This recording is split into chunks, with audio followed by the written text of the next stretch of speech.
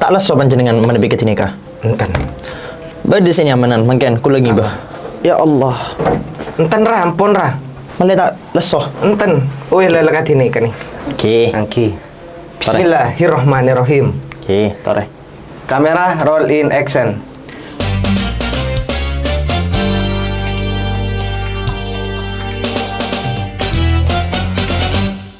Assalamualaikum warahmatullahi wabarakatuh. Waalaikumsalam warahmatullahi wabarakatuh. Lora, Engki, alhamdulillah cek saya nah. Ra, saya izin pakai bahasa aja, Ra. Iya, aman. Soalnya kalau pakai bahasa Madura yang halus, Ra, saya rodok gak bisa, Ra. Emang gak terlalu lancar, Ra. Gak apa-apa, Ra? Gak apa-apa. Gak apa-apa. Ra, sibuk, Ra? Alhamdulillah cek aman ya. Sudah bisa menyempatkan hadir ke sini, terima kasih, Ra. Saya juga berterima kasih sudah mau diundang di tempat yang sangat indah ini. Alhamdulillah. Karena mengingat jadwalnya beliau ini padat, guys. Ya. Kira gak terlalu padat, kan lebuk masih ibu. Oh, aduh. Ra, aku mau nanya, Ra. Iya, aman. Nama asli sampean ini siapa, Ra? Husain, tok. Husain Tok. di KTP? Di KTP Husain, Husain. Kemudian kemarin saya langsung cerita aja. Iya. Jadi kemarin kan saya punya nama panggung yang saya bikin itu tahun berapa itu kira-kira dari kecil itu buatan anak SD. Sampai akhirnya kemarin saya ngerasa bahwa personal branding saya itu terlalu terlalu kekanak-kanakan, terlalu kurang pantas lah, terlalu gimana-gimananya gitu. Sampai akhirnya saya pengen bikin gebrakan baru untuk mengubah personal branding dari yang lama. Akhirnya salah satu cara untuk mengubah personal branding dari yang lama jadi yang baru, apa gebrakan yang paling mendasar dari seseorang? Nama. Akhirnya saya bingung itu kemarin. Kira-kira apa nama yang seperti apa yang bisa saya pakai? Akhirnya saya cek nama-nama batu, saya cek juga. Entah itu bahasa Rusia, bahasa Korea, bahasa apa, saya cari itu semua dan filosofi di balik itu. Intinya saya mau cari satu istilah di mana ketika nama itu istilah itu disebut yang diingat sama orang itu saya. Oke. Nah, akhirnya saya mampir ke rumah sepupu saya, Spane. Spane. Ya. Saya mampir ke rumah sepupu saya, tiba-tiba disaranin sama beliau. Ini aja salah satu nama Rasulullah. Saya bilang, bukannya anti sama nama Rasulullah. Cuman saya mau cari nama yang jarang dipakai. Loh, ada banyak nama Rasulullah yang jarang dipakai. Salah satunya apa? Qadamu sidqin. Qadamu sidqin itu ada banyak penjelasannya di antara para ulama. Bahkan di dalam Al-Quran surat Yunus, wa basyiril ladzina amanu anna lahum qadam sidqin 'inda rabbihim. Nah, jadi qadam sidq. Tapi kan susah orang Indonesia nyebut. Iya, susah. Qadam sidq kan susah kan? Jadi gampangnya Kadam sidik. Oh, itu asal usulnya ya. Asal usulnya. Jadi orang yang mendahului kebaikan, orang yang mendahului perubahan, orang yang mendahului segala macam hal-hal yang positif. Itu artinya qadamu sidqin. Oke. Ya, begitu. Jadi begitu, guys, asal usulnya nama beliau. Oh, ini kan banyak, Ra. Ya. Pertanyaan memang nama asli. Banyak. Alhamdulillah sudah terjawab ya. Alhamdulillah. Tempat tanggal lahir sendiri, Ra? Saya kebetulan numpang lahir di Mekah. Oh, numpang lahir di Mekah. Numpang lahir. Oh, enak ya jadi beliau numpang lahirnya di Mekah loh. Karena abi saya dulu kan pernah jadi talib ilm, pernah nyantri juga ke masyayikh Mekah, sekaligus sempat juga bekerja di sana. Jadi sempat juga jadi supir pribadi beberapa masyayikh di sana, kayak Said Muhammad pernah beliau jadi salah satu petugasnya, suruhannya. Tapi Abu Ya Al-Maliki biasanya. Cuman beliau santri luar khariji. Ada juga Syekh Ismail, ada beberapa masyayikh di sana yang kayak abi saya itu jadi khadim pribadi. Jadi kayak tukang suruhnya lah. Oke. Sekaligus ngaji juga sama mereka. Bertahun-tahun berarti beliau ada di sana. Bertahun-tahun. Sempat juga bekerja di sana untuk menafkahi anak dan istri, ya. Menafkahi orang-orang yang selain dari anak dan istri juga sempat di sana selama ada di Makkah. Nah, kebetulan selama abi ada di sana, lahirlah saya. Berapa bersaudara sampean? 5. Sampean nomor ke? Bungsu. laki semua. Oke, ganteng semua, Ra? Saya kan kayaknya. nggak tahu ya. Ini Kayaknya- aslinya nggak serius. Kalau di sosial media kan ganteng. Ini jauh lebih ganteng aslinya, guys. Emang jauh lebih ganteng. Emang ganteng beliau ini. 5 bersaudara ya? 5 bersaudara, saya bungsu, laki-laki semua. Oh. Makanya saya sempat ngarep punya saudara perempuan karena pengen tahu rasanya gitu kan. Cuman ya sudah, qadarullah cowok semua. Ini saudaranya sampean udah ada yang nikah atau? Yang pertama sudah, yang kedua sudah, yang ketiga sudah, yang keempat belum. Ya, Tinggal tahu 2. sendiri, tinggal 2. Umur, Ra? Umur sampean? Saya 12 Agustus 2002. 2002 berarti umur 22 tahun ini. 22 tahun ini ya? Ra? 22 tahun ini. Masih muda, guys. Masih sangat-sangat muda. Tapi pengalaman dan cara bicaranya beliau ini melebihi. Enggak, biasa aja. Wah, emang iya, Ra. Memang iya. Ilmu pengetahuannya sampean ini emang tinggi, Ra. Enggak juga.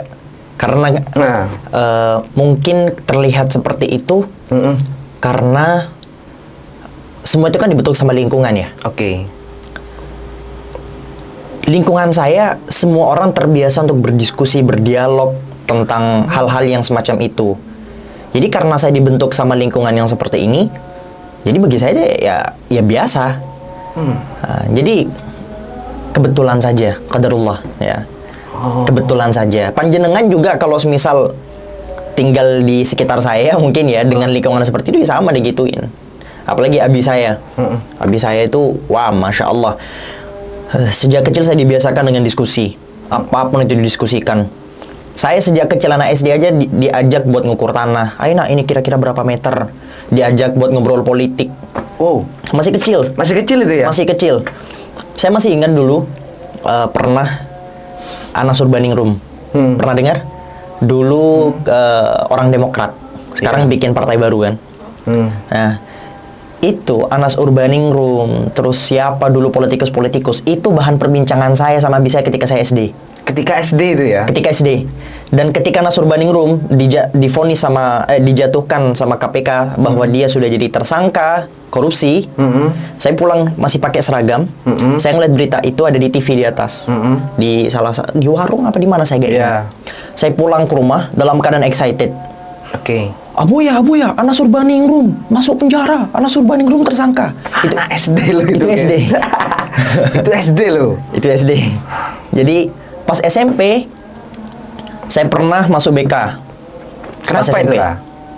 Karena kata guru BK, kan BK itu kan ngurus psikolog Iya. anak-anak ya. Langganan saya, Ra, SMP BK Nah, itu, Ra. masalahnya orang nganggap bahwa BK itu hanya ngurus anak-anak yang nakal. Oke. Padahal BK itu juga ngurus psikologi anak kan. Anak-anak yang mungkin punya daya pikir yang berbeda, anak-anak yang mungkin punya pandangan yang berbeda, anak-anak yang punya masalah pribadi. Oke. Itu harusnya ya, Iya. kalau sekolahnya bener. Oh, jadi bukan anak-anak nakal aja berarti BK ya? Enggak, loh harusnya BK itu kan Kenapa saya dipanggil terus, Ra? salah satunya itu. Salah satunya itu. Saya masuk terus, Ra, BK, Ra. Nah, saya pas SMP itu masuk BK itu sebenarnya hitungannya ya, cuman 1 kali se-SMP. Oke. Alasannya karena guru BK saya bilang gini ke saya, kamu ini obrolannya gak sesuai sama umur kamu, itu bahaya. Oh. Kata guru BK saya, tua sebelum waktunya, itu bahaya untuk psikologi anak. Saya pas SMP itu sama BK, diajarin alay. Ayo kamu alay nak, bulila namanya. Mungkin ada bulila yang nonton. Oke. Ayo. Diajarin alay itu gimana maksudnya? Karena kata guru BK saya terlalu tua untuk seumuran saya. Sorry, obrolan apa yang sampean obrolkan? Saya waktu nggak itu? tahu. Saya sekarang ketika melihat status lama saya FB ya, kayaknya alay deh. Setelah saya lihat lagi, enggak ini perbincangan anak-anak. Kenapa saya dulu masuk BK? Saya juga bingung. Tiba-tiba guru saya bilang begitu, guru BK. Mungkin guru BK-nya nggak sengaja dengar temen sebangkunya sampean kamu ajak ngobrol politik mungkin. Enggak ya, saya nggak tahu juga. Intinya disuruh gitu. Bahkan saya masih ingat waktu itu ketika di sidang lama, di situ ada beberapa guru BK sekaligus guru IPS kayaknya, saya lupa. Itu semua mengiyakan. Iya, ini terlalu tua ini, dibilang gitu. Ini omongannya tua ini omongannya tua kan. Saya kayak, apa sih, perasaan saya nyambung sama teman-teman saya. Dan kayak teman-teman saya tetap ya gak ada yang komen begitu ke saya, gak ada yang komen kamu itu terlalu tua, kamu gak asing, gak ada yang begitu. Ya mungkin temen waktu itu SMP kan ya. Iya. Mungkin sepantaran umur mungkin masih belum nangkep, Ra. Sedangkan guru-guru ini sudah ngerti, Ra. Mungkin ya. Mungkin. Nah, itu dipanggil gak abahnya sampean? Enggak ya. Enggak. Soalnya bukan ini kenakalan. Enggak, saya gak pernah dipanggil. Enggak, alhamdulillah. Alhamdulillah. Jadi beliau ini emang dari kecil, guys, emang sudah seperti ini ya. Obrolannya itu berat-berat semua. Gak berat, orang tua aja. Bahasanya yang lebih tepat itu apa, Ra? Apa ya? Suka diskusi. Beliau, Karena monggo, kenapa? Enggak. Suka diskusi karena lingkungan ya? Karena lingkungan. Oke. Keren. Lanjut, Ra. Karena abi aja. Jadi paling sering diajak diskusi itu kalau di mobil. Apa itu? Diskusi apa? Apapun abi saya itu semuanya diobrolin. Anak kecil yang kayak begitu ya, semua diobrolin. Mau itu agama, akhlak, politik nasional dan internasional. Abi saya kan suka baca koran, suka lihat berita-berita kan. Itu yang internasional aja diobrolin sama anak SD. Terus apalagi ya, politik, adab, visi misi kedepannya bagaimana. Ya itu, dan itu berlaku sampai sekarang. Itu masuk ya berarti ya, Ra? Iya, masuk. Seringan masuk gitu ya, Ra? Iya, makanya saya sangat amat menikmati diskusi dengan banyak kawan. Banyak kawan, ya gitu. Dan ya alhamdulillah. Oke, kok sampai bisa berdakwah, Ra? Nah itu, Ra. Awal mulanya apa ada yang nyuruh? Apa ada yang nyuruh, Ra? Atau gimana? Gini. Atau punya keinginan pribadi sampean? Saya itu izin minum, Ra ya? Monggo. Tore, monggo bahasa Jawa. Jadi dulu ketika saya di Bilapora di Bangkalan ya, saya tuh sebenarnya udah ngonten dari 2015 2016 mungkin. Sekitaran tahun itulah. Dan kontennya itu random. Oke. Kontennya itu random serandom-randomnya. Kadang komedi, yang komedinya garing. Oke. Jadi masa-masa itu kan nggak ada orang konten ya. Nah, kerjaan saya dari dulu tuh nontonin orang youtuber yang lama. Masa-masa Reza Arab dulu, masa-masa Jakarta Beatbox, siapa, Gazel Cross, sekarang Ando Jovi, Skinny Indonesia 24. Saya ngikutin dari zaman-zaman mereka awal. Jadi kerjaan saya ngikutin mereka. Setelah saya ngelihat mereka, saya kayak ke-trigger gitu. Sama kayak penjenengan bikin podcast gini awalnya kan ke-trigger kan. Iya. Ngelihat Kadi siapa yang mau bikin podcast kan, sempat kepikiran gitu kan. Iya. Jadi ketika saya bikin konten itu gara-gara ke-trigger sama mereka. Sampai akhirnya waktu itu salah satu konten yang saya rutinkan dan paling memalukan, saya bikin tutorial beatbox. Saya belajar beatbox. Gimana itu? Direkam sendiri? Bukan pakai kamera, bukan pakai HP. Pakai apa, Ra? Pakai webcam. Webcam laptop. Tanpa editannya cuma satu. Karena bisa langsung edit lewat YouTube. Apa? Black and white. Oke. Saya nggak tahu gimana caranya nge-cut, gimana caranya kayak ngubah suara. Saya nggak tahu. Sorry, umur berapa? SMP. SMP ya itu ya. SMP kelas 2 kayaknya. Iya, sekitaran 2015-2016 itu. Akhirnya tiba-tiba agak mendewasa dikit, SMP kelas 3 gitu saya hapus. Ini memalukan kata saya. Kayak langsung tersadar gitu kan.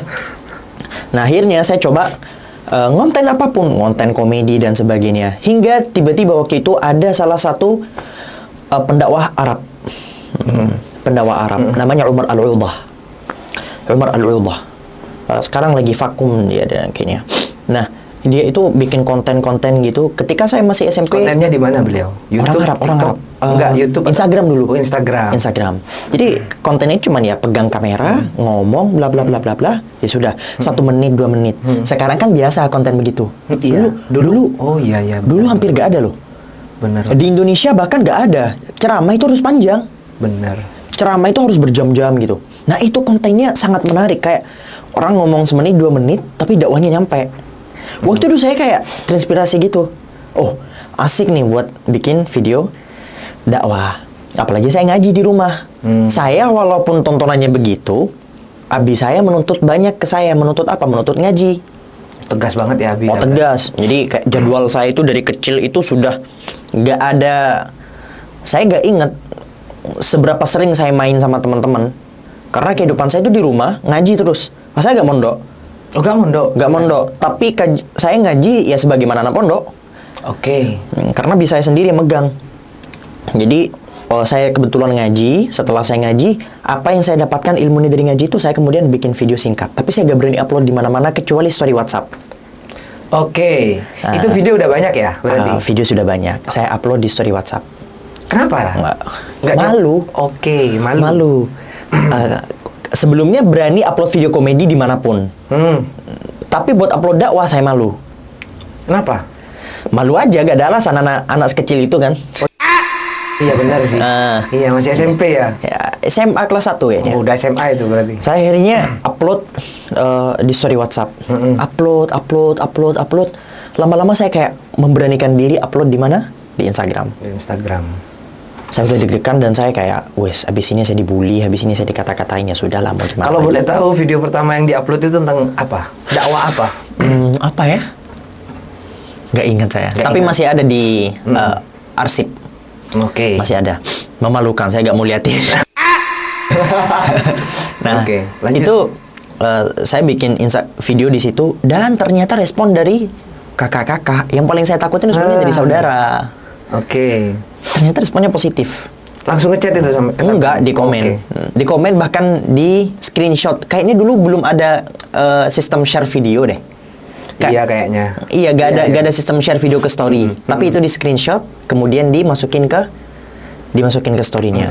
Akhirnya saya kayak semangat, bikin lagi, bikin. Dan itu berjalan selama bertahun-tahun. Waktu itu follower saya gak banyak. Saya ngonten, bayangin dari kelas 1, dari kelas 10, 1 SMA, sampai kelas 12 SMA, bayangin ngonten selama 3 tahun secara, aktif, istiqomah. Follower yang saya dapetin waktu itu nggak sampai 10.000. Nggak sampai 10.000, tapi di zaman itu Instagram untuk mungkin, ya kan? Mungkin. Iya. Jadinya kayak gimana ya? Waktu itu memang yang saya kejar itu bukan follower, tapi kenikmatan saat saya bisa ngonten. Bukan karena Allah. Astagfirullahaladzim, tapi ini benar. Maksudnya waktu itu nggak ada kepikiran saya pengen dapat pahala begini, enggak. Oke, masih kecil ya, masih belum kepikiran itu ya? Enggak, bukan juga biar dapat pujian orang. Oke. Mereka gak menghujat, bagi saya itu sudah cukup. Tapi minimal, karena saya suka ngomong, minimal suka ngomongnya saya ini terlepas. Apapun yang ada di pikiran saya kan saya kontenin. Wah, itu minimal kayak gak diem di sini. Sudah jadi konten.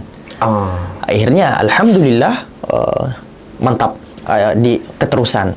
Nah, hingga akhirnya masa-masa corona kemarin 2020 saya kayak deaktif Instagram. Vakum gitu sekitar sebulan. Kenapa, Ra? Ada alasan. Oke. Nah, sedangkan video-video di galeri saya itu masih banyak. Bingung dong. Saya greget. Ini harus diupload ini. Ini harus diupload. Ini gimana ini? Aduh, ini harus diupload. Pokoknya harus diupload. Teman saya ada santri rumah. Itu yang dibully. Kayak beberapa bulan sebelum saya masuk TikTok ya, ada yang dibully. Kenapa, Ra? Dibully topan apa gitu, santri ngaji. Kenapa? Terus ini kera. Tahu status ya di Madura? Iya, tahu. Jamet. Iya. Anak tingtung. Iya. Nah, kemarin kan sampean pernah berguru sebentar. Ke Boger ya. Ke Suhu ya. Kok agak ledok Nondra. Agak ledok ya Allah jadok kok. Akhirnya lanjut. Akhirnya soalnya dia santri yang pemalu, pendiam. Dia pendiam. Saya bingung, kenapa? Iya, ini terus lihat aja TikToknya. Saya download TikTok untuk pertama kali karena saya penasaran. Gak ada niatan awal untuk upload ya berarti. Saya benci sama TikTok. Malah benci teman-teman saya semua yang doyan TikTok itu hancur semua hidupnya waktu itu. Iya. Kayak yang gini, yang apa dulu gini nih, kayak sak gitu. Emang TikTok kan ada zamannya semua. Iya. Ada zamannya, trennya apa gitu. Ada Musical.ly dulu kan.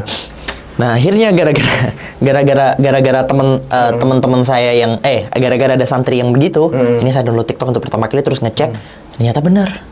Oke. Santri sekalem itu dia goyang topan. Orang goyang topan ya. Topan itu yang kayak muter dari bawah sampai ke atas. Padahal di kehidupan nyatanya polos. Pendiam. Ya santri. Ketika di depan kamera, iya, dan itu posisinya saat dia sendirian di kamar gitu, kayak dinding pading. Waktu itu lagunya itu saya masih ingat. Dan kayak topan gitu, muter dari atas ke bawah, dari atas ke bawah, dari bawah ke atas. Saya kayak astagfirullahaladzim, saya kaget. Cuma saya nggak ngomong, biar anaknya nggak malu, saya biarin aja. Tapi aplikasi TikTok itu ada di HP saya. Dan saya memberanikan diri untuk post dakwah di sana. Di mana TikTok waktu itu nggak ada orang dakwah. Makanya bisa dibilang ya. Saya pertama kali yang dakwah di TikTok. Nggak ada orang yang dakwah di TikTok sama sekali. Blast. Waktu itu saya dengan penuh keraguan, oke lah, saya coba masukin video-video dakwah saya di TikTok. Ada banyak bulian. Dakwah kok di TikTok begitu dan sebagainya. Kalau sekarang kan biasa. Iya, karena mungkin di zaman itu masih belum ada ya, Ray. Iya, nggak ada memang. Adanya dulu saya sempat cek kayak pakai hashtag di pencarian tuh Islam, Islamic. Adanya tuh kayak yang barakallah yang gitu tuh. Yang lip sync nasyid apa gitu. Tapi yang dakwah nggak ada. Nah, akhirnya pada saat itu tiba-tiba dalam waktu 1 hari untuk pertama kali saya FYP. Oke. Hari pertama FYP. Saya bingung. Nyentuh berapa itu, Rah? Saya ngiranya itu bot. Oh. Ini bot kayak kata saya. Kok notif banyak gitu ya? Kok notif banyak? Saya nggak ngerti. Ini ramai beneran apa palsu kata saya. Hari keempat 100.000 follower. Hari keempat itu. Hari keempat saya masih ingat. Hari keempat 100.000 followers. Oke. Saya kayak waktu itu, ini follower beneran apa enggak? Kata saya kan. Kok gampang? Iya, saya mikir soalnya ada sistem FYP kan di TikTok, di Instagram nggak ada. Iya. Instagram video itu tersebar lewat apa? Lewat share-sharean orang. Iya, benar. Di TikTok ada sistem kayak begitu. Saya heran kenapa begini. Ternyata emang beneran rame. Nah, hingga akhirnya waktu itu ketika banyak sekali netizen, orang-orang yang berkomentar, banyak sekali dapat viewers dan sebagainya, saya baru sadar bahwa itu beneran rame. Nah, bayangin anak yang awalnya belum dapat popularitas tiba-tiba dapat popularitas. Benar. Di usia yang kayak begitu, langsung saya tinggi hati dan sebagainya itu muncul. Star syndrome. Dan follower saya jarang orang Madura sampai sekarang bahkan. Nah, star syndrome-nya saya itu di awal-awal, makanya saya bilang orang yang viral di awal, kemudian dia star syndrome, wajarin aja, gak masalah. Tapi kalau star syndrome-nya kelamaan, itu yang perlu kita bogem bareng-bareng. Jadi emang harus dibiarin aja. Ya di awal-awal tuh orang-orang tuh biasanya kalau baru viral tuh ya. Oke, benar. Merasa tinggi hati. Iya. Saya kebangkalan itu. Di pikiran saya nggak kenal sama saya, nggak punya kuota apa gimana gitu. Di awal-awal begitu. Sorry, Rah. Iya. Sampai ngakuin itu berarti. Ngakuin itu di awal-awal. Keren. Itu ketika saya ngeliat kok begini orang-orang. Wah, ini nggak punya kuota. Gini itu. Tapi itu gak bertahan lama. Oke. Kesenangan orang viral, saya bisa pastikan ke semua orang viral di dunia, yang kenikmatan viral itu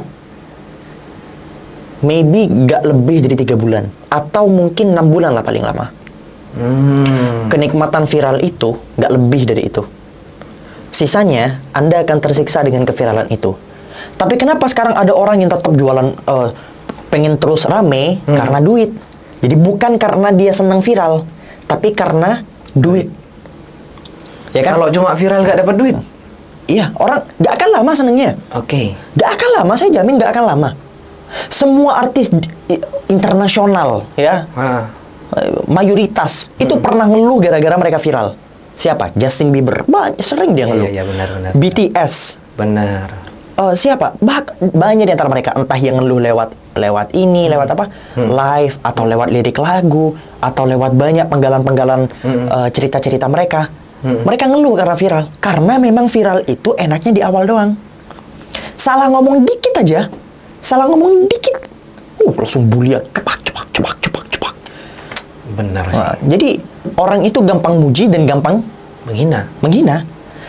Jadinya di awal-awal begitu, lama-lama saya kayak mikir apa enaknya. Tunggu, sampean mulai menyadari star syndrome-nya sampean itu siapa yang menegur? Atau sampean sadar sendiri? Sadar sendiri di awal-awal. Soalnya Abuya Umi tuh gak sadar. Oke. Karena di Madura saya gak ada yang kenal. Tapi orang tua sampean, Aba sama Umi tahu ya? Kalau Sekarang, viral. Kalau sekarang. viral dulu waktu itu? Enggak, waktu itu nggak tahu. Emang nggak tahu kalau viral? Kakak saya pun nggak tahu. Jadi kayak sama-sama kaget aja. Di Madura ya gak ada yang ngasih tahu. Follower saya rata-rata orang luar. Akhirnya lama kelamaan makin rame kayak akhirnya Abi Umi mulai sadar dan mulai kasih nasihat. Lebih ke Umi sih. Kalau Abi saya ini jarang yang begituan. Umi yang sering bilang, nak jaga hati. Tiba-tiba malam-malam WA, Assalamualaikum, jaga hati, wassalamualaikum. Gitu doang. Oke. Nah akhirnya makin lama makin rame begini. Dan problem terbesarnya sekarang adalah orang Madura banyak yang nggak kenal saya. Malahan. Dan saya berusaha membawa Madura keluar. Salah satu contohnya apa? Di mana-mana saya selalu bilang bahwa saya dari Madura. Di setiap seminar saya, entah itu di timur, entah itu di barat, entah itu di berbagai macam tempat, saya selalu bilang Madura itu seperti ini, Madura itu seperti ini. Bahkan saya minta dipanggil Lora. Di luar. Kalau di Madura, orang memanggil saya apapun bebas. Oke. Tapi kalau di luar, saya minta dipanggil Lora. Bukan karena saya seneng sama istilah Lora. Bukan karena saya bangga istilahnya. Tentu saja bangga, tapi bukan bangga, oh ini nih, saya anaknya Kiai. Bukan karena itu. Paham. Tapi Lora itu membawa identitas tempat. Iya. Orang-orang di luar itu kenal Gus. Orang-orang benar. Gus apa? Lora gak ada. Saya ketemu sama banyak kiai-kiai, banyak ulama-ulama, banyak tokoh-tokoh di luar sana. Ketika saya kenalan sama saya, siapa namanya? Saya sebut Lora Husen. Saya bilang gitu. Lora Husen. Oke. Terus pas mereka cek nama Husen, Lora itu apa? Baru saya jelasin. Nah, keren. Saya dari Madura. Keren. Lora itu istilah yang identik dengan orang Madura. Saya jelasin begini. Jadi pas di sekolah saya ngelarang teman-teman saya buat manggil saya Lora. Saya melarang beberapa kawan-kawan saya yang ada di Bangkalan buat manggil saya Lora. Yang di Bangkalan, yang di Madura ini ya? Yang di Madura. Oke. Walaupun sekarang saya biarin aja, mereka semua akhirnya manggil Lora. Tapi saya sempat larang. Tapi pas di luar saya malah minta dipanggil Lora. Dengan alasan tadi, saya ingin membawa identitas tempat. Akhirnya saya kayak nge-share bahwa Madura itu gak kayak yang kalian bilang. Bahkan banyak orang-orang di luar sana ketika ngobrol lama sama saya, terus saya bilang saya orang Madura, agak tinggal di Madura. Saya tinggal di Madura, keturunan kali. Ya Allah, SD, SMP, SMA, bila porah, Madura. Madura asli Bangkalan. Madura asli Bangkalan. Tapi pertanyaan mereka biasanya begini, kok logatnya gak ada Madura-Maduranya? Itu. Saya juga bingung gimana. Mungkin karena apa ya? Dari kecil mungkin sampean udah pakai bahasa. Mana ada? Ini. Enggak. Cak Madura. Bisa kan Cak Madura? Benar, binakan Cak Madura. Oh. Gini Ra. Orang mungkin melihatnya sampean karena bukan seperti orang Madura itu, pertama emang logat. Iya. Ya. Nomor 2, mungkin ngirainnya itu Madura swasta, Ra.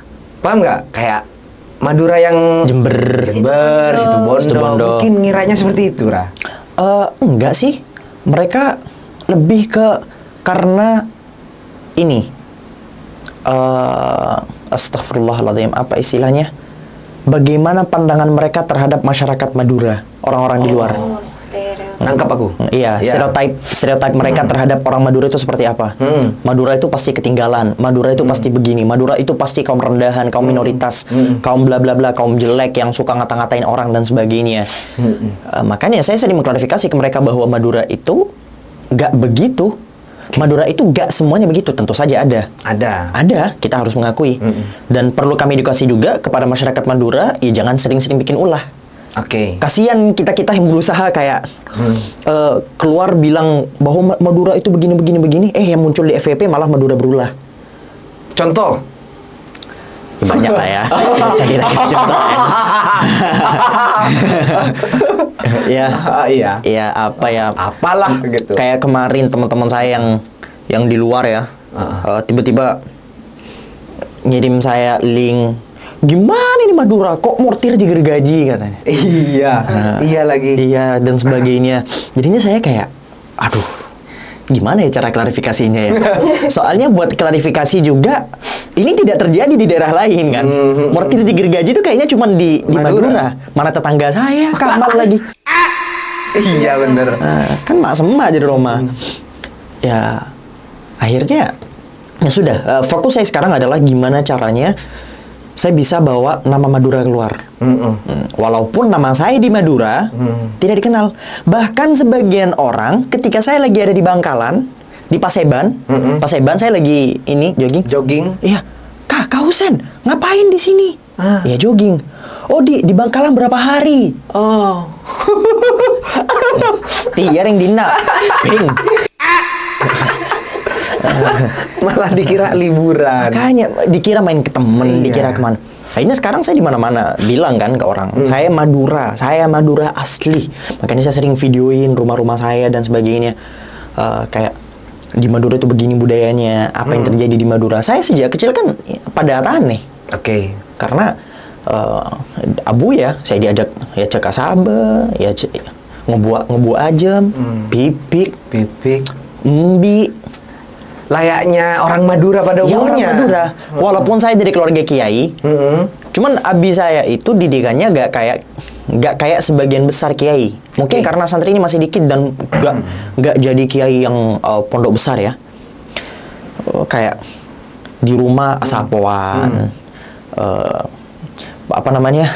bawa desel ke Sabe, mesin air ngidupin sendiri, subuh habis ngaji subuh berangkat bawa mesin air ke sawah dan sebagainya. Itu di masa-masa awal saya rame, saya masih begitu loh kerjaannya. Dan saya bikin story. Ini kerjaan sehari-hari saya sama kambing, saya sama ayam. Saya manco. Tapi malah gak FYP. Sempat FVP waktu itu. Sempat FVP. Saya mancon aja, bersihin sendiri. Normal berarti guys ya. Normal sekali. Pada umumnya lah orang-orang Madura seperti biasa. Iya, normal. Nah, itu yang berusaha saya bawa keluar. Akhirnya banyak sekarang orang-orang manggil saya Lora di luar. Di acara-acaranya Ustadz Hanan At-Taqi. Alhamdulillah.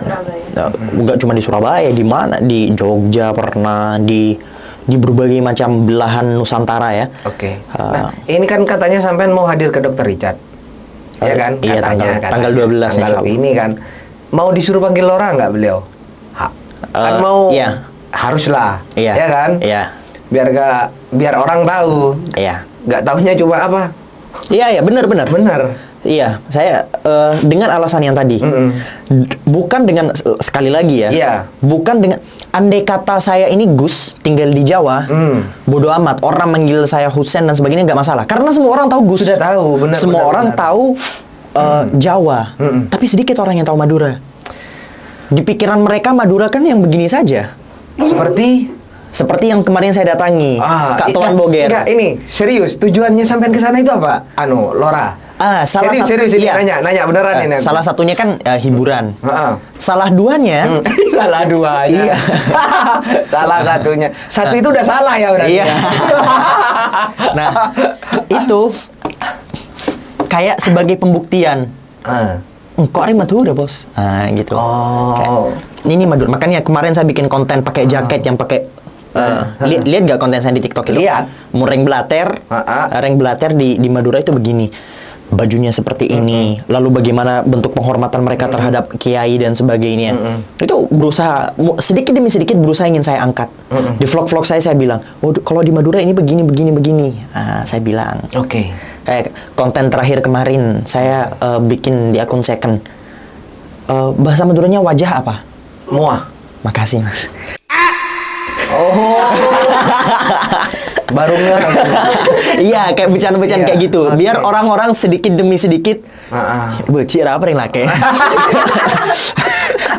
Biar kayak komedi-komedi Madura yang Iya. seperti itu yang positif Betul. itu bisa dikenal. Betul. Kan rata-rata amit-amit kita sebut saja beberapa orang-orang Madura yang keluar yang ingin mengangkat nama Madura bukan mengangkat nama Madura sebenarnya, Oke. tapi menjatuhkan Madura.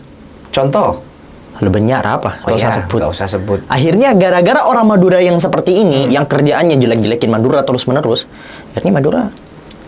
Tapi gini, kalau kita ngomongin jeleknya Madura, bagusnya Madura, Iya. kemarin ada beberapa kejadian yang emang sempat viral bukan sempat viral, emang selalu trending ketika bahas itu. Iya. Bismillah. Ki, nyatore. Ketika bahas kejadian itu, memang viral banget, banyak banget, dan terjadi di Madura. Di Madura. Yes. Carok kemarin, Iya, Mat Tanjar, Mat apa? 4 meninggal. Iya. Itu kan nggak ada orang yang menjelekkan Madura ya kan? Iya. Tapi emang terjadi. Emang terjadi Terus pandangan orang itu semakin wah di Madura. di Madura. Itu emang terjadi alami, Ra. Iya, benar. Bingung kan kita? Ya, begini maksud saya. Tentu saja setiap daerah itu punya minusnya masing-masing. Oke. Ada positif dan negatifnya. Mm-mm.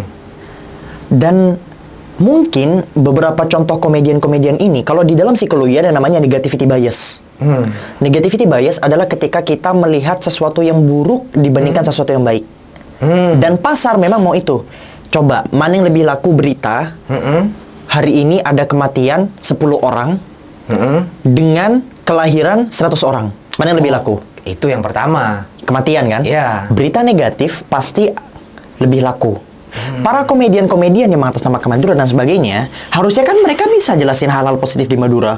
Madura itu bos, kalau adabnya, bisa kan? Bisa. Madura itu begini, Madura. Tapi mereka nggak pernah jelasin itu.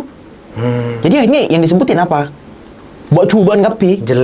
Jeleknya semua. Minimal, nggak masalah. Saya sering kok bercanda Madura. Beneran saya sering bercanda Madura. Saya kalau di depan teman-teman saya, bahkan di konten saya bilang, wah kalau Madura ini begini. Saya pernah bahas carok juga. Di Madura itu caroknya seperti apa. Saya jelasin. Itu kan sesuatu negatif. Tapi yang Mbok jelasin juga yang Positif. Sehingga orang tetap menganggap bahwa Madura ini nggak semuanya begitu. Bisa dinilai sama orang ya kan? Iya. Kalau seimbang kan ya. Iya. Negatif 50%, positif 50%. Begitu ya? Iya, terserah berapa persennya ya. Tapi kayak biar orang-orang kayak bisa melihat Madura itu ya begini. Gimana caranya kita meningkatkan wisata Madura contohnya? Iya, benar. Kalau yang muncul FVP semua keseraman Madura. Carok. Saya punya temen yang ada di Jakarta, saya ajak ke rumah saya takut. Kenapa, Ra? Takut. Ya Allah takut. Tapi bukan emang jalannya ya, Ra, di sana. Apa rumah saya? Iya. Aman. Ini. Kalau lewat Brunei, Ra. Jadi. Lah saya lewat Brunei. Aman kalau di Brunei. Iya. Jangan lewat sana, lewat ini aja. Ya itu kembali lagi oknum nggak semua ya. Iya. Tapi sekarang aman kan udah banyak polsek-polsek, pos-pos polisi yang dibuat di pedalaman-pedalaman situ kan. Karena memang mungkin akses listrik dan sebagainya. Tapi kayak sebenarnya kalau misalnya emang mau datang ke Madura dan sebagainya, insya Allah aman. Aman. Tapi ya cek dulu, tanya ke teman-teman. Benar. Karena tentu saja ada beberapa daerah yang rawan. Betul. Ada beberapa daerah yang Mungkin bukan rawan. cuma di Madura kalau itu, Ra. Ya memang. Mungkin Depok. Iya juga sama lah. Depok, saya pernah pengen main ke rumah teman saya bilang, jangan lewat sana. Di sana banyak begal. Terus Sama aja berarti. iya, saya pernah pengen main itu di Jabodetabek. Saya pernah pengen main ke beberapa kawan saya di lain kota. Mereka bilang jangan lewat sini, di sini rawan. Jangan lewat sini, di sini rawan. Kayak setiap daerah punya tempat rawannya masing-masing dan punya tempat amannya masing-masing. Ini, Ra, saya mau bahas sesuatu mungkin menurut saya menarik. Iya. Nah, tenang, Ra, aman. Tenaman, saya bebas. Mau Iya. tanya apa? Enggak, tentang Madura. Iya, tentang Madura. monggo. Kita lihat konten kreator Madura ini sudah semakin banyak, Ra. Iya. Mulai dari TikTokers, Iya. selebgram, Iya. YouTubers. Iya kan? Banyak sekali YouTuber itu mungkin ya sekarang emang lagi viral-viralnya film-film Madura. Pernah nonton nggak sampean? Pernah yang lewat di FVP, yang part 1, part 2, part 3? Iya, pernah. Pernah. Oke. Apa Klebon Morleke, apa yang ada begitu-gitu. Kebun Pecenan, gitu-gitu. Pecenan. Ada itu. Nggak tahu. Akeloy. Akhirnya kayak pernah denger. Akeloy Production. Kayak pernah denger. Wah, Wah. Siapa salah satu ininya? Pemainnya. Madura loh, Ra. Iya. Salah satu pemainnya. Iya. Di depannya ada orang. Oh, panjenengan. Nah, Lora. Oh ya Allah, tak oning kula. Harusnya itu yang diangkat, Ra. Nah, itu kan. Harusnya Pakai bahasa apa, yang Mas? Madura. Ada subtitlenya? translate. Ada subtitle? Iya. Oh, siap. Siap. Itu Tapi diangkat yang bikin film anak-anak Galis. anak-anak Galis. Syutingnya Iya. di? Di Galis. Oh, di Galis. Iya. Bahasanya itu, Ra, pakai bahasa orang zaman dulu, Ra. Yang gimana? Misal, min amit kira-kira Oke.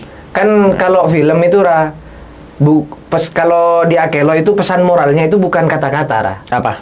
Tapi melainkan pelajaran adegannya, Ra. Iya. Ah, kalau di Akelo itu pakai bahasanya itu pakai orang zaman dulu misalnya.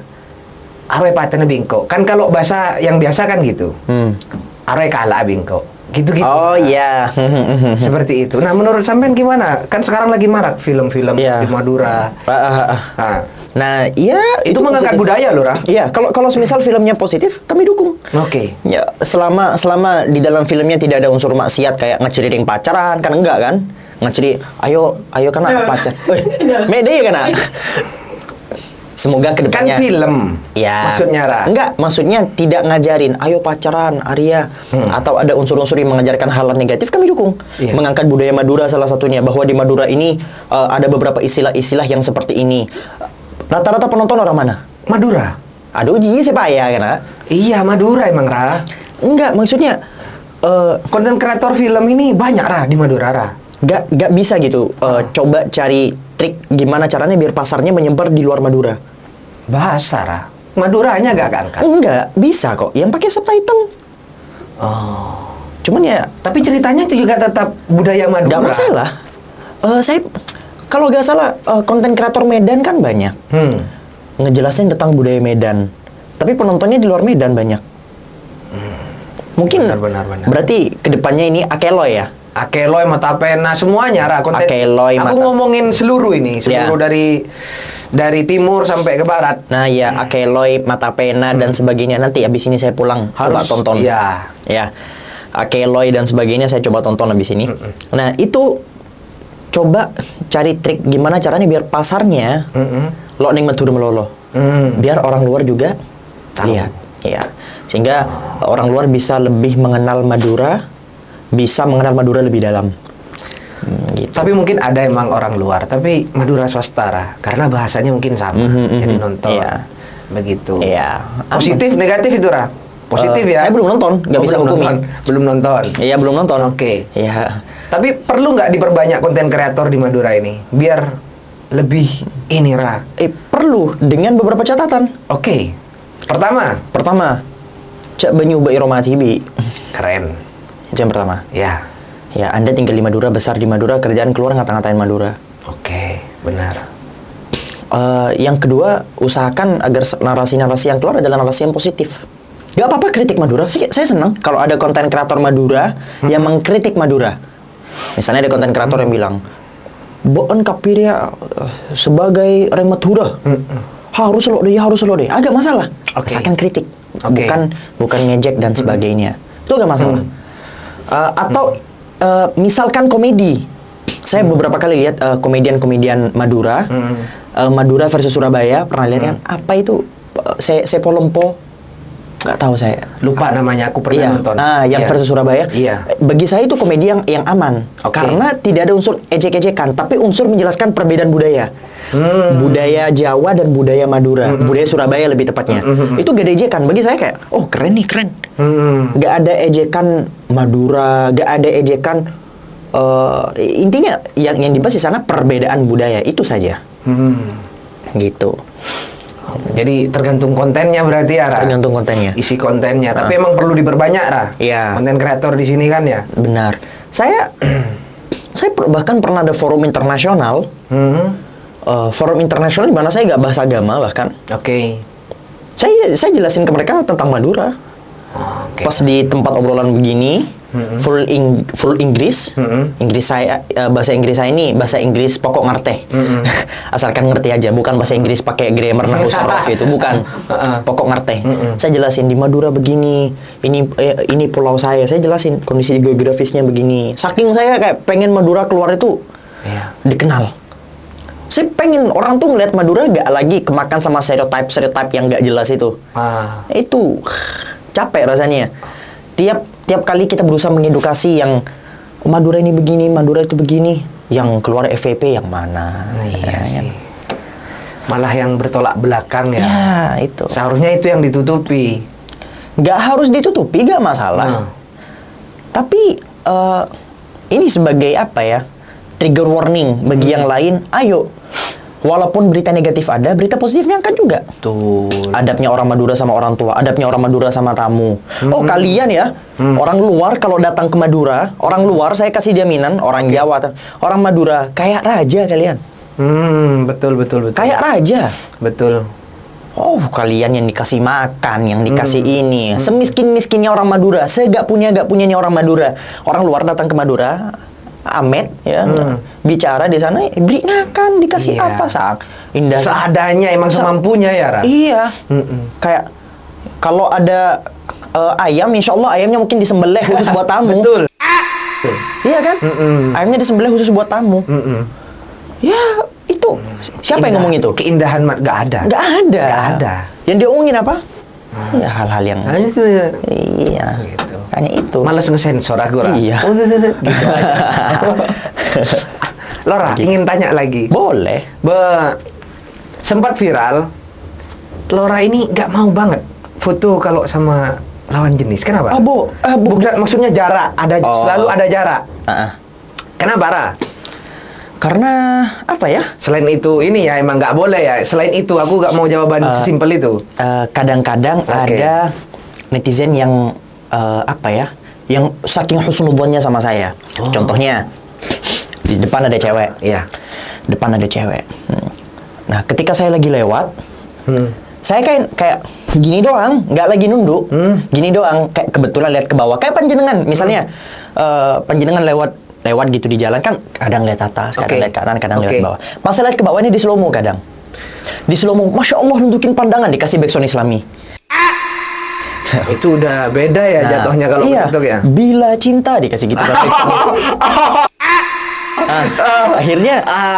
Akhirnya kesannya saya seakan-akan menundukkan pandangan. Padahal enggak juga. Atau kadang-kadang saya ini amit-amit ya. Kalau nggak terlalu kenal, saya biasanya gampang salting. Salting bukan dalam artian salting karena suka atau apa? Enggak, tapi kayak gopo. Saya ngapain ya? Makanya saya biasanya nggak berani lihat. Saya nggak berani lihat atau apa. Saya gopo. Orang-orang mungkin di luar ngelihat saya begini bisa ngobrol banyak sama orang. Tapi gopo sebenarnya. Ada introvertnya berarti ya? Memang introvert saya. Ketika saya lagi gopo, saya kan bingung lihat ke kanan, lihat ke kiri, itu kayak sama orang terlalu husnudzonnya mereka nganggap, oh ini nudukin pandangan gini. Enggak sebenarnya. Saya enggak sesoleh itu, my bro. Atau misalnya yang sama cewek, ya kebetulan aja fotonya berjarak gitu. Artinya emang kebetulan foto berjarak atau emang sampean emang nggak mau terlalu jarak terlalu ini? Iya. Boleh dijawab, boleh enggak sih sebenarnya? Enggak, pas mereka foto ya kayaknya mereka deh yang yang minta foto berarti ya. Insya Allah. Netizen ini kadang-kadang emang karena husnudzon, masya Allah. Iya, karena kalau sesuatu yang sudah diedit dan masuk TikTok itu emang beda, Emang beda sekali, tergantung siapa yang mau. Bisa diubah jadi positif, bisa diubah jadi negatif. Kayak kemarin saya terkena fitnahan yang nggak ada sumbernya. Fitnahannya itu, inilah konten kreator yang ingin mengubah hukum Indonesia jadi hukum Islam. Saya penasaran, apa? Terus saya lihat foto saya. Saya bingung, saya ngomong apa ya? Katanya saya pengen merubah hukum Indonesia, kayak tiba-tiba pas bila ruwet ya sing ngocak ada ya. Kapan saya ngomong begitu? Gak ada. Efeknya media sosial ya. Dan comment sectionnya percaya semua. Iya, karena dipotong, Aduh, banyak banget. Makanya saya tadi bilang viral itu kejam. Kayak kita ngomong sekali, 2 kali, tiba-tiba langsung dipelintir kayak gimana. Kayak ngomong 2 detik aja, tiba-tiba jadi rame, jadi trending dan sebagainya. Betul. Gitu. Terakhir, Ra. Ya, boleh. Ada target nikah mungkin? Fokus Kalau mengingat umur sampean kan masih muda banget. masih ya? muda banget. Masih muda banget. Iya. Atau ini percaya sistem apa? Ta'aruf gitu. Ada niatan gitu? Kalau sampean pribadi? Jujur sekarang saya kayak ada masanya. Oke. Ada masa di mana tiba-tiba pengen nikah banget. Gak apa-apa ini bahas. Gak apa-apa. Oke, aman. Ada masanya di mana saya tiba-tiba pengen nikah banget. Ada masanya saya anti nikah. Iya, kayak apa ini pernikahan katanya. Ada bukan anti nikah secara sunnah, karena Rasulullah SAW bersabda, orang yang anti dengan pernikahan bukan yang gak mau nikah, tapi anti dengan sunnahku, falaysa minna, bukan bagian dari kami, bukan bagian dari orang Islam, bukan bagian dari orang-orang yang diakui sama Rasulullah. Maksud saya anti dengan pernikahan di usia itu, kayak berubah-berubah gitu. Labil bahasanya labil. Nah, saya sekarang punya schedule, punya rencana untuk 3 tahun. Bukan 3 tahun kemudian nikah, tapi saya punya rencana untuk 3 tahun. Oke. Saya punya rencana setelah ini saya mau ngapain, setelah ini saya mau ngapain, setelah ini saya mau ngapain. Perihal nanti apakah perjalanan hidup saya sesuai dengan apa yang saya rencanakan, terserah Allah. Kita bisa berencana, Allah yang melaksanakan. Saya pengen S2 kayak kemarin.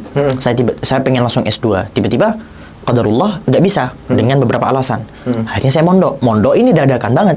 Saya kan pengen mondok di tanggal berapa, Ra? Tanggal 15. Tanggal 15. Di Cipanas, Jawa Barat, sama salah satu Syekh Azhar. Mungkin video ini ketika tayang sampean sudah mondok udah. Mungkin. Nah, dengan salah satu Syekh itu ketika saya itu benar-benar dadakan ketika saya ke sana. Makanya saya bilang saya punya rencana. Rencana saya sudah tetapkan selama 3 tahun ke depan. Oke. Dan selama 3 tahun ke depan belum ada rencana menikah. Kalau misalnya nanti sama Allah dibilang nikah, ya udah nikah. Kalau sama Allah dibilang belum, ya belum. Pokoknya saya nggak berani bilang ada target atau enggak. Sejauh ini belum ada karena saya fokus sama pendidikan. Saya ngerasa bahwa ilmu saya masih kurang, bacaan saya masih kurang, diskusi saya masih kurang. Saya pengen menyerap banyak ilmu, nggak cuma ilmu agama juga ya. Ilmu-ilmu yang lain, sosial dan sebagainya. Saya masih penasaran. Kayak masih banyak yang bisa saya eksplor dari dunia ini yang mungkin kalau saya nikah itu bakal keganggu banget. Oke. Mungkin karena ketika saya kayak ada teman saya udah nikah. Oke. Dia muda berarti? Muda juga? Pas lah umurnya. Oke. Ketika ini asisten saya ini Nanda, dia udah nikah juga. Nah, lagi happy tiba-tiba murung. Kenapa? Istrinya ngambek. Oke. Saya tiba-tiba bayangin pas saya lagi semangatnya belajar, semangatnya fokus, tiba-tiba gak fokus gara-gara istri ngambek. Itu kan capek ya? Capek. Dan tiba-tiba saya kayak nantilah kata saya. Masih belum ada kepikiran berarti ya? Belum siap dengan kata terserahnya cewek. Belum siap dengan yang tanpa alasan tiba-tiba mereka ngamuk.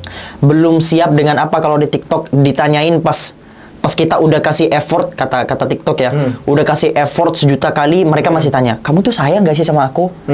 Belum siap dengan itu saya. Jadi mungkin nanti dulu ketika saya merasa bahwa kayaknya ini sudah waktunya, baru saya gas. Oke, ini menarik ini, Ra. Sampean bilang fokus mengejar ilmu kan ya, benar ya? Bukannya malah lebih susah ya, Ra, untuk mencari pasangan yang harus seimbang dengan sampean?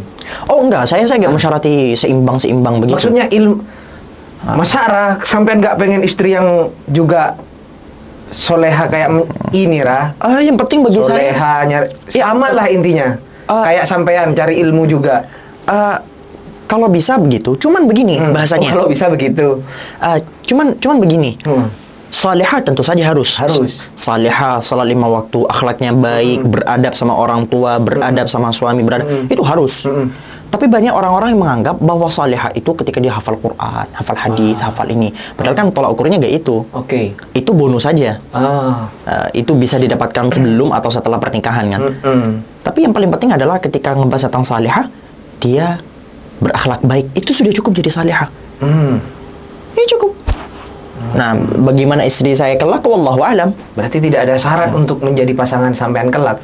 Ya masa Yang gak ada penting syarat? itu, syarat Bang. itu aja, Lora. Enggak, gini. Syarat soleha aja deh ya. Makanya jangan koro deh ya, kan ada penter ah. Itu gak ribet ya, maksudnya harus punya pasangan yang carinya itu loh. Karena Ya. gini aja Ra, teman-teman kita yang kadi engko tang kanca budul lah. Ya ada Aduh. pasangan boin cik meladar ah. Gak tahu ya, mungkin karena Kalau sebelum- yang mau kesampean pasti banyak. Sampean yang maksudnya yang serak itu gak cocok. Itu susah loh. saya nggak pernah mikirin standar ya. Tapi kalau disuruh ta'aruf gimana? Aman. Sama Buya tiba-tiba disuruh. Ta'aruf Edana. Kapan? Pertanyaan kapan? Kalau Oh, sekarang setelah target 3 tahun. takutnya pas udah dapat 3 tahun ada target lagi. Kan ini target sementara 3 tahun. Tiba-tiba setelah selesai 3 tahun target saya selesai, tiba-tiba Target lagi. saya punya cita-cita baru nih. Oke. Jadi saya nggak tahu. Oke. Tapi qadarullah siapa yang Iya, tahu? iya, Tiba-tiba benar. tiba-tiba besok saya nikah. Wah, siapa yang tahu? Siapa yang tahu? Kita hanya bisa berencana, Allah yang melaksana. Iya. Iya. Gitu. Bener sih. Nah, makanya kayak saya Tapi aku masih belum nemu jawaban. Ta'aruf berarti setuju apa enggak ini? Lo iya dong. Setuju ya, berarti dong. ya. Masa iya gak setuju dong? Ya nggak pacaran juga. Ya, jadi kayak entah model perkenalannya ta'aruf itu terjadi ketika kan ta'aruf itu artinya saling mengenal. Oke. Proses perkenalan. Oke. Itu arti dari ta'aruf. Yang sebenarnya. Oh, iya. Saya sama panjenengan ta'aruf. ta'aruf kan baru kenal kita. Baru ketemu. Kita saling ngobrolin. Ini kita ta'aruf loh. Iya. Ini kita ta'aruf. Iya. Cuman ketika disebut ta'aruf kan orang-orang langsung mikirnya hubungan suami dan istri, calon suami dan calon istri. Nah, kalau takutnya judul saya adalah orang yang sudah saya kenal sejak lama ya gak butuh ta'aruf. Oke. Takutnya ya Allah alam, tiba-tiba yang jadi istri saya kelak adalah orang yang sudah saya kenal selama 10 tahun mungkin, selama sejak saya kecil mungkin. Ngapain ta'aruf? Saya sudah kenal orang tuanya, dia kenal orang tua saya. Mungkin wallahu alam. Allahualam. Ini tinggal gaskan. Atau ya apakah butuh ta'aruf? Nah, masalahnya saya nggak tahu. Karena orang ngira ta'aruf itu apa? Pandangan panjenengan perihal ta'aruf. Pandangan saya mewakili orang umum ya. Iya. Ya. Ta'aruf itu ketika si cowok si cewek ini baru kayak dijodohkan gitu loh, Ra. Oh, enggak harus. Berarti ta'aruf itu luas ya. Luas. Ininya Ta'aruf ya. itu artinya proses perkenalan. Ta'aruf itu artinya adalah proses perkenalan. Saya kira ta'aruf itu cowok cewek ketemu gitu. Nah, kalau dalam urusan suami dan istri, istilah ta'aruf itu biasanya harus melalui proses yang syar'i. Saya misalnya suka sama si cewek, ya saya nggak langsung tanya ke si A cewek. misalnya. Si A. Nah, pas saya ngomong ke si A, saya nggak langsung datengin. Kamu umurnya berapa? Kamu tipikal suka sama cowok yang kayak gimana sih gitu? Tipe cowok idamanmu yang kayak gimana? Enggak, saya nggak nanya begitu ke dia. Terus gimana, Ra? Ya datengin temennya mungkin, atau orang tuanya, atau saudaranya. Nggak langsung ke orangnya. Enggak boleh. Saya datengin saudaranya atau datengin bestinya dia, kemudian nanya sifatnya dia kayak gimana. Misalnya saya suka sama satu cewek, si cewek ini ternyata teman masa kecilnya panjenengan. Ya saya datengin panjenengan. Dia orangnya gimana? Dia orangnya kalau marah gimana? Oke. Dia orangnya gitu nanya ke panjenengan. Itu proses ta'aruf yang syar'i ketika pengen dapetin Pasangan. buah hati. Kok buah hati anak ya? Iya. Pasangan, Ra. Pasangan. Untuk menikah kan. Untuk menikah. Oke, keren Lora. Mundo berapa bulan? Berapa tahun? Nggak tahu, lihat saja nanti. Masih belum tahu ya. Iya, saya sudah ada sebenarnya target. Cuman takut target berubah, ini sudah rame, nanti mereka bilang, kok nggak begini? Soalnya sering. Makanya saya sekarang berani bilang ke netizen itu perihal target-target pendek. Kalau target-target besar, yang panjang, saya nggak berani, belum berani buat ngomong karena rencana bisa berubah-berubah. Betul. Oke, terima kasih Ra sudah hadir ke sini. Sama-sama. Terima kasih sudah memberikan obrolan ini saya banyak Ra mendapatkan ilmu dari sampean. Alhamdulillah. Mungkin juga yang nonton juga Ra. Ya. Ya kan? Dolatip ya? Dolatip Podcast. Dolatip. Kalau programnya Dolatip Podcast Ra. Dolatip Podcast. Kalau channelnya Dolatip Channel. Saya ambil simpel-simpel Ra. Iya. Takut pengen ngevlog, Dolatip Vlog. takut pengen main game nge-live Dolatip streamer marah. Nah, tapi Dolatip itu membawa esensi kemaduraan sekali. Karena nama aslinya Abdul Latif. Iya, orang Madura itu Abdullah dipanggil apa? Dola. Iya. Abdul Manan, Abdul Latif, Dolatip. Iya. Atau kalau Muhammad Hasan, Mat Hasan. Iya bener. Kalau di Arab itu ada namanya Abu. Husain gitu ada. Iya, Husain, ada. Iya. Emang ada. Husain, iya. Kayak kalau di Arab kebiasaan atau sebagainya itu menggunakan bahasa abu atau bapaknya. Misalnya Abu Hurairah, bapaknya kucing kecil. Kenapa? Karena ada kejadian Sayyidina Abu Hurairah. Karena nama aslinya bukan Abu Hurairah. Nah, karena ada kejadian pas main kucing, akhirnya dijuluki ya Abu Hurairah sama Rasulullah. Wahai bapaknya kucing cilik. Nah, kalau di Madura kebiasaan itu disandarkan dengan mat atau dul. Iya, paham. Nah, ada orang yang amit, iya. cacat, iya, sumbing ya, iya, sumbing, dipanggil mat gumbing. Iya, ada. Dan dia dipanggil mat gumbing ya biasa saja. Karena dia nggak marah malah. Itu sudah jadi kayak nama yang sudah disematkan ke dia berdasarkan ciri-ciri dia. Betul. Mat, nah gitu. Tapi emang nggak marah emang. Nggak marah. Betul. Dolatip. Alhamdulillah, semoga channelnya ini semakin ya. Semakin ramai. Pernah nonton ini Ra? Enggak. Oh belum. Belum kena. Tapi beliau ini bagus loh. Belum nonton tapi mau hadir. Artinya memang tujuannya untuk mensupport konten kreator Madura, Ra. Nonton ini aja. Kemarin kan dikabari sama BP Idrus kan? Iya. Tiba-tiba BP saya cek ini dikirimin link kan sama sampean kan? Iya. Pas saya kirim link, ini membawa kemaduraan. Iya. Alasan saya kesini karena membawa narasi Madura itu. Oke. Coba panjenengan ini gak bikin narasi Madura, saya gak mau datang. Alhamdulillah.